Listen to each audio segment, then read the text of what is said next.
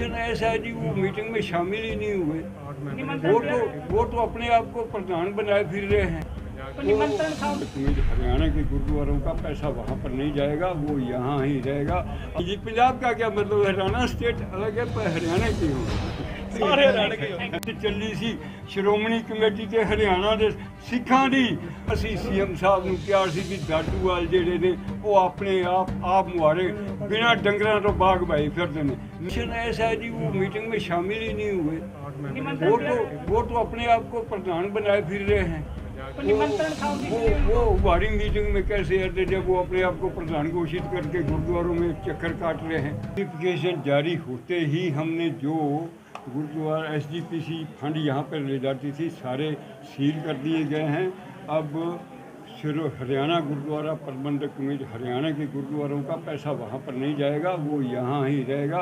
आज से वो सारे लॉक कर दिए। तो अगला चुनाव कब होगा? बताया जा रहा है कि 18 महीने तक का पीरियड। हाँ जी, ऐसा है। वो हम अभी पहले सबसे पहले वोट बनेंगे, वोट के बाद हल्के बनाए जाएंगे। उसमें 18 महीने लगे, 15 महीने लगे, 10 महीने लगे, वो सरकार ने तय करना। सरकार से मिलकर सेंटर की सरकार होम मिनिस्ट्री से मिलकर अगला तय किया जाएगा अभी हरियाणा कमेटी का कब। तो इसमें जो वोट बनाए जाएंगे सिर्फ हरियाणा के ही सिख समाज के लोग होंगे या पंजाब के सिख? नहीं जी, पंजाब का क्या मतलब, हरियाणा स्टेट अलग है पर हरियाणा की होंगे। सारे हरियाणा के होंगे। ਚੱਲੀ ਸੀ ਸ਼੍ਰੋਮਣੀ ਕਮੇਟੀ ਤੇ ਹਰਿयाणा ਦੇ ਸਿੱਖਾਂ ਦੀ, ਉਹਦਾ जो ਚੱਕਰ ਜਿਹੜਾ ਮਹਾਰਾਜ ਨੇ ਚਲਾਇਆ। ਦੂਜੀ ਗੱਲ, ਮੈਂ ਧੰਨਵਾਦ ਕਰਨਾ ਚਾਹਾਂਗਾ ਸਾਰੀ ਹਰਿਆਣਾ ਦੀ ਸਿੱਖ ਸੰਗਤ ਦਾ ਜਿਨ੍ਹਾਂ ਨੇ ਮਿਹਨਤ ਕੀਤੀ, ਤੇ ਧੰਨਵਾਦ ਕਰਨਾ ਵਾ ਜਿਹੜੇ ਆਪਣੇ ਸਾਡੇ ਮੈਂਬਰ ਸਾਹਿਬਾਨ ਤੇ ਅਹੁਦੇਦਾਰ ਸਨ ਜਿਨ੍ਹਾਂ ਦਿਨ ਨਹੀਂ ਵੇਖਿਆ ਰਾਤ ਨਹੀਂ ਵੇਖਿਆ, ਆਪਣੇ ਘਰੋਂ ਖਰਚਾ ਕਰਕੇ ਮਿਹਨਤ ਕੀਤੀ। ਅੱਜ ਜੀ ਜਨਰਲ ਹਾਊਸ ਦੀ ਸਾਡੀ 33 ਬੰਦਿਆਂ ਦੀ ਮੀਟਿੰਗ ਹੋਈ ਸੀ, ਜਿਹਦੇ ਵਿੱਚ ਆਪਾਂ ਨੇ ਪ੍ਰਧਾਨ ਚੁਣਨਾ ਸੀ। 33 ਬੰਦਿਆਂ ਨੇ ਸਰਬਸੰਮਤੀ ਨਾਲ ਸਰਦਾਰ ਅਮਰਿੰਦਰ ਸਿੰਘ ਅਰੋੜੇ ਨੂੰ ਰਿਪਰੈਜ਼ੈਂਟੇਟਿਵ ਦਿੱਤੀ ਕਿ ਤੁਸੀਂ ਜਿਹਨੂੰ ਪ੍ਰਧਾਨ ਚੁਣੋਗੇ ਅਸੀਂ 33 ਦੇ 33 ਬੰਦੇ ਉਹਨਾਂ ਸਹਿਮਤ ਹੋ ਜਾਣਗੇ। ਇਹਨਾਂ ਸਰਦਾਰ ਅਰੋੜਾ ਸਾਹਿਬ ਨੇ 2 ਵਾਰੀ ਪਹਿਲੋਂ ਵੀ ਮੈਨੂੰ ਇਸ ਅਹੁਦੇ ਦੀ, ਮੈਂ ਲੁਧਿਆਣੇ ਦਾਖਲ ਸਾਂ ਤਾਂ ਇਹਨਾਂ ਬਖਸ਼ਿਸ਼ ਕੀਤੀ, 1 ਵਾਰੀ ਪਹਿਲੋਂ ਕੀਤੀ। ਅੱਜ ਤੀਜੀ ਵਾਰ ਫਿਰ ਇਹਨਾਂ ਮੈਨੂੰ ਜਿਹੜੀ ਚੌਂਕੀਦਾਰ ਦੀ ਸੇਵਾ ਸੌਂਪੀ ਹੈ। मैं सारी मैंबरां वालों इन्हां दा धन्नवाद करना ते सारी सिख संगत वालों हरियाणे का धन्नवाद करना वा। अपने CM साहब खट्टर साहब का धन्नवाद करना वा, जिन्हां ने सारियां ने इन्हां संपर्क करके पता नहीं सानू इन्हां किवें राजी सरकार नूं कीता किवें नहीं कीता। इन्हां अज दी मीटिंग अरेंज कराई ते मीटिंग दे विच अधिकार दिते ते इन्हां मैनूं अपना हरियाणा गुरुद्वारा प्रबंधक कमेटी का नवां मुख्य सेवादार कोशिश की। आपके प्रधान जैसे अभी बलजीत सिंह दादूवाल तक थे, आपसे पहले तक ये था, उनको क्यों हटाया गया, क्या कारण रहा और आज की मीटिंग की जरूरत क्यों पड़ी? सर ऐसा है, दादूवाल जी प्रधान नहीं थे, वो कार्यवाहक प्रधान थे। मैंने इस्तीफ़ा दे दिया था। मेरा इस्तीफ़े का प्रोसीजर कानूनी तौर पे मेरा इस्तीफ़ा सिर्फ हाउस के पास था। मेरा इस्तीफ़ा DC के थ्रू, एक मिनट चकूँगा, DC के थ्रू गवर्नर साहब के पास जाना चाहिए था।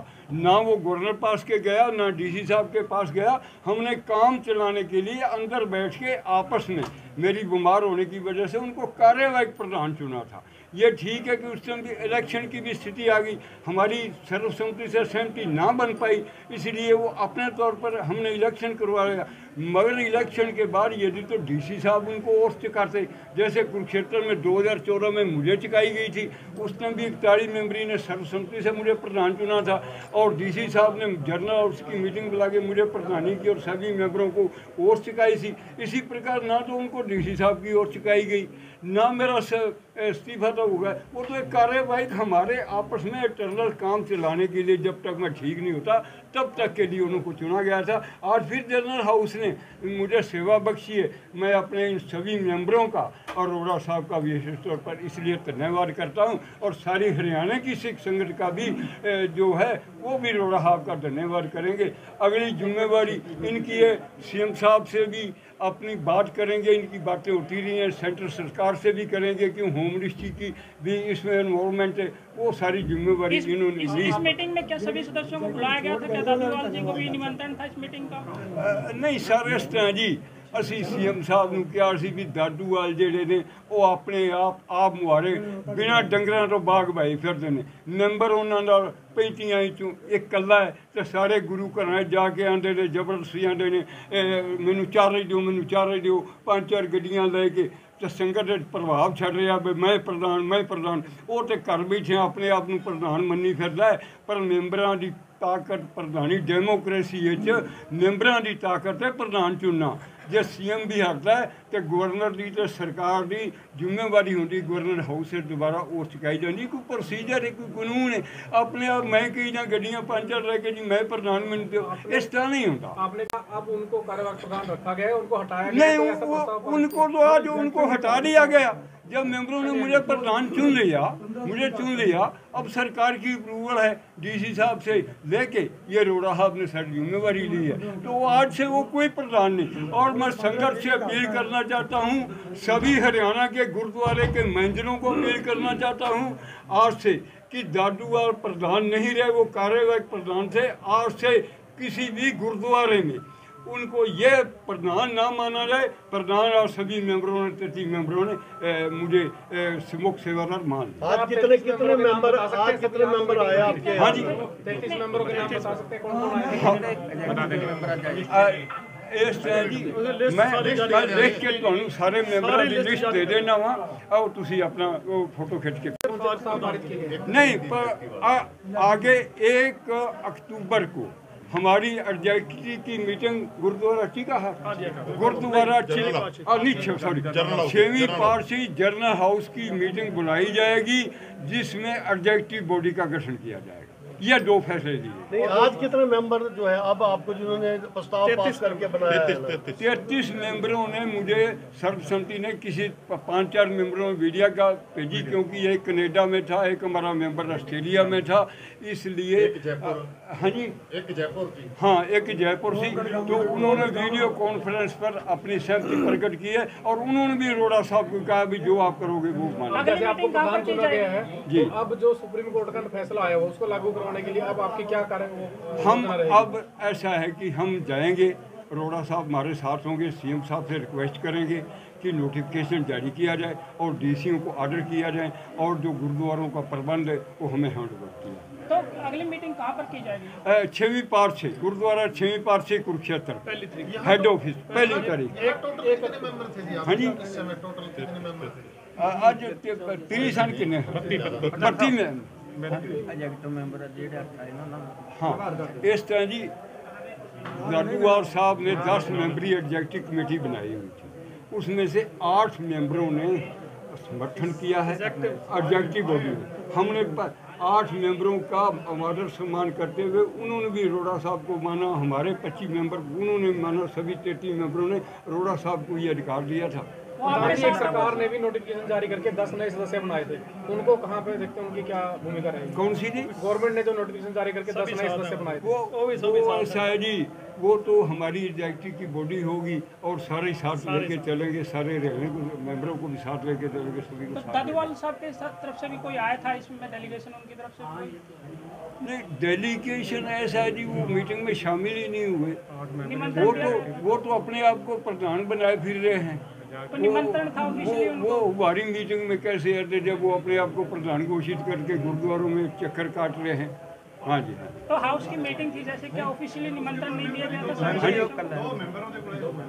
हाँ, इस तरह जी दादूवाल साहब नाल एक दादूवाल ਤੇ ਦੂਜਾ ਸਵਰਨ ਸਿੰਘ ਰਤੀਆ दो हिंदुओं ਨੂੰ ਲੈ ਕੇ धक्के नाल जबरदस्ती लोगों में प्रेशर बनाना, सरकार के ऊपर प्रेशर बनाना, वो एक मैं समझता हूँ कि ड्रामे रच रहा है, ड्रामा कर रहा है लोगों में ये छोड़ने की बात भाई मैं प्रधान हूँ, मैं प्रधान। सभा ने इसके बारे में गवर्नमेंट को सूचित करने के लिए किससे मिलेंगे और कब मिलेंगे? हाँ, वो अरोड़ा साहब की जिम्मेवारी लाई है, इन्होंने दी सीएम साहब नाल गल हुई है, जल्दी ही ये अरोड़ा साहब बात करके ये अरोड़ा साहब बताएंगे। अध्यक्षता में आज मीटिंग हुई थी, कौन इसमें किसने हिस्सा लिया, कितने लोग थे, क्या निर्णय लिया गया इसमें? देखिए, इसमें हरियाणा से गुरुद्वारा मैनेजमेंट कमेटी की जनरल हाउस की आज मीटिंग बुलाई गई जिसमें तकरीबन 25-26 मेंबर जो हैं मौके पे आए और कुछ लोगों ने, जो कि 33 मेंबर हम टोटल बनते हैं, 8 मेंबर हमारे एग्जीक्यूटिव कमेटी के थे, जिसमें मैं भी एग्जीक्यूटिव मेंबर था और यूथ विंग का प्रधान था।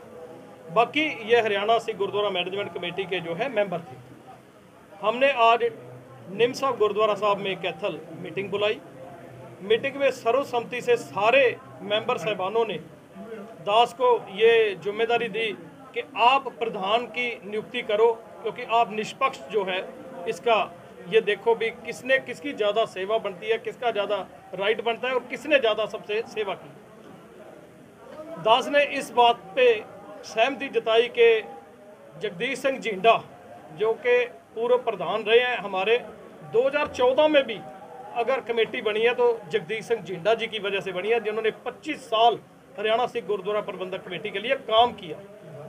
उसी वजह से दीदार सिंह नलवी जी हुए, हमारे सीनियर वाइस प्रेसिडेंट थे, सरदार मोहनजीत सिंह हुए, हमारे सारे ही जितने मेंबर हैं, करनैल सिंह जी निमनाबाद जो एग्जीक्यूटिव मेंबर थे, हमारे सीनियर वाइस प्रेसिडेंट थे, उन्होंने भी इस कमेटी में बढ़ चढ़कर हिस्सा लिया। हमारे सारे मेंबर साहबान, उनका मैं तहे दिल से धन्यवाद करता हूं, जिन्होंने दास को इतनी बड़ी जिम्मेदारी दी कि इस चोन को चुना जाए और सही निर्णय लिया जाए कि इस सेवा को संभालने का किसमें सही तरीका जो हो, जो अच्छा काम कर सके, आगे हरियाणा की संगत को साथ में लेकर चल सके। तो सीएम साहब से कब जो है मुलाकात की? आज सीएम साहब करनाल आ रहे हैं। हमारा सौभाग्य है कि मुख्यमंत्री जी आज करनाल आ रहे हैं और आज करनाल में मुख्यमंत्री जी का बड़े जोरों से स्वागत किया जाएगा, क्योंकि मुख्यमंत्री जी का हरियाणा कमेटी बनाने में अहम रोल रहा है।